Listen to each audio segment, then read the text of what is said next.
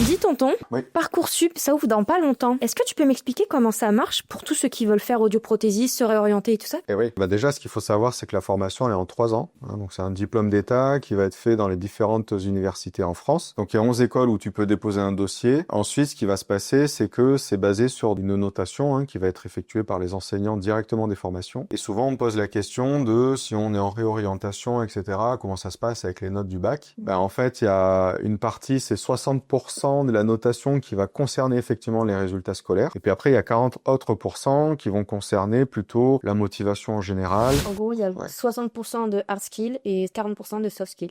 Oui, c'est ça, ouais. Sauf que c'est des termes que je connaissais pas.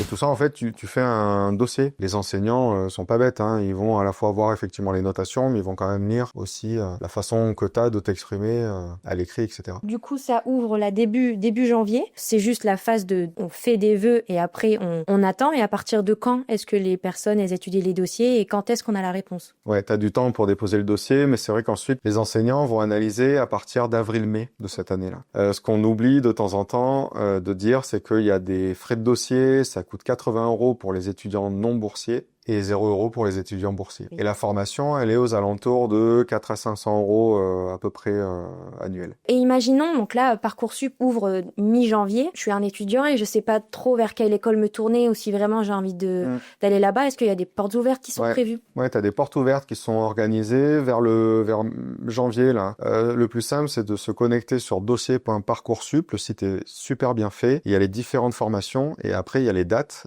des portes ouvertes pour les différents sites. Par exemple, pour Montpellier, la journée porte ouverte, c'est le 14 février. Donc, peut-être que j'y serai d'ailleurs. Dernière chose, quand vous faites votre lettre de motivation, l'audioprothèse, il y a effectivement une partie santé et commerce, mais axez davantage votre motivation sur la part santé, accompagnement des patients, parce que vous n'êtes pas là pour faire un business plan. Ce qui va compter, c'est votre capacité à aider des gens et pas forcément à vendre des appareils. Donc, si vous partez dans cette voie-là, ça sera cuit, je vous le dis de suite. Pour terminer, j'ai fait un article de blog sur notre site internet Alliance Audition dans la partie professionnelle, justement sur Parcoursup, et je vous détaille vraiment toute la checklist des choses à pas oublier pour réussir votre candidature. Je vous dis à la prochaine, pensez à vous abonner, laissez des commentaires si vous avez des questions. Salut!